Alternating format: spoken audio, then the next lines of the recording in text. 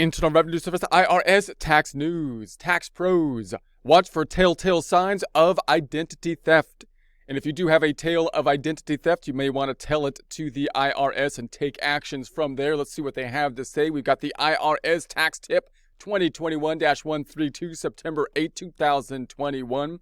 All tax professionals should learn the signs of data theft so they can react quickly to protect clients. During this summer's campaign, Boost Security Immunity Fight Against Identity Theft. There's a link to that here. The IRS and its Security Summit. There's a link to the Security Summit partners. Remind tax pros to contact the IRS immediately when there's an identity theft issue. They should also contact insurance or cybersecurity experts to assist them with determining the cause and extent of the loss. Here are the critical signs of data theft. So here's the signs of the data theft. Client e-filed returns rejected because their social security number was already used on another return. That one seems pretty clear, is pretty obvious if you go all the way to the point of filing the tax return with the tax software and it balances back. IRS basically saying, we already got a tax return with that social security number. Then there'd be high suspicion possibly that something funny is going on at that point, possibly related to identity theft.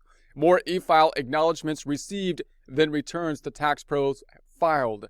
So for this, you might want to check this periodically to determine and look at how many e-files have been received on the IRS side. Compare that then to the number of returns that have been filed. And obviously, if more are on the IRS's side, you would be suspicious that some kind of identity theft has been taking place and returns being filed on your behalf without your consent to it, and so on. So clients responded to emails the tax pro didn't send.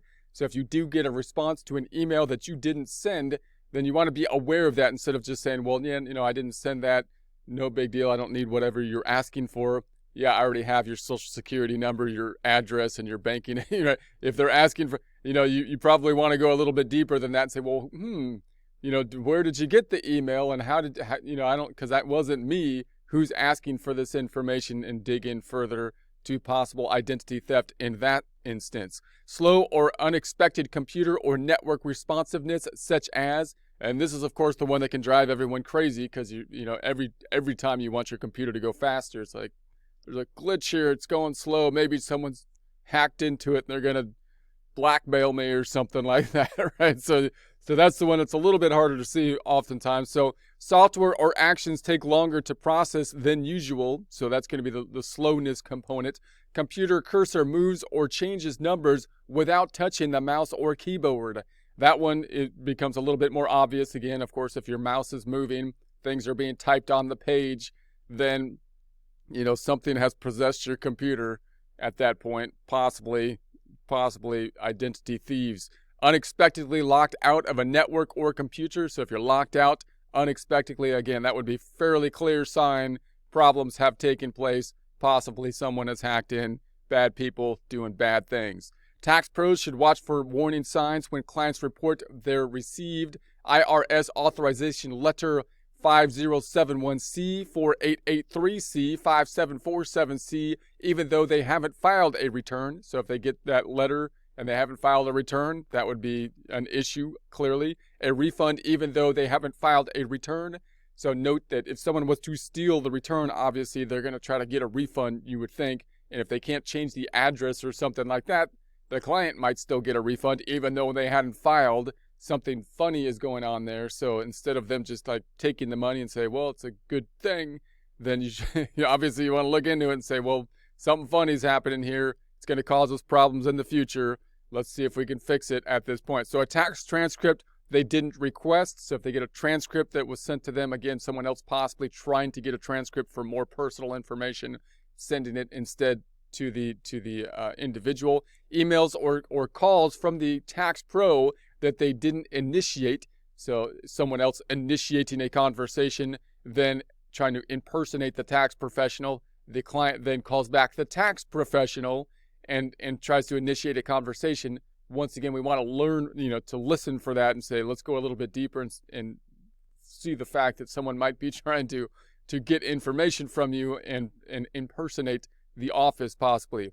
A notice that someone created an IRS online account for the taxpayer without their consent. A notice that the taxpayer wasn't expecting that someone accessed their IRS online account. The IRS disabled their online account. These are just a few common examples. Tax pros should ensure they have the highest security possible. If a tax pro or their firm thinks they are the victim of data theft, they should immediately report the theft to their local IRS stakeholder liaison. There's a link to that here. Liaisons will notify IRS criminal investigations and others within the agency on the practitioner's behalf. Speed is critical. If reported quickly, the IRS can take steps to block fraudulent returns in the client's names and will assist tax pros through the process. Email the Federation of Tax Administrators at there's an email here. There'll be a link to this in the description, so you can look up this email if you want it. Get information on how to report victim information to the states. Most states require that the state attorney general be notified of data breaches.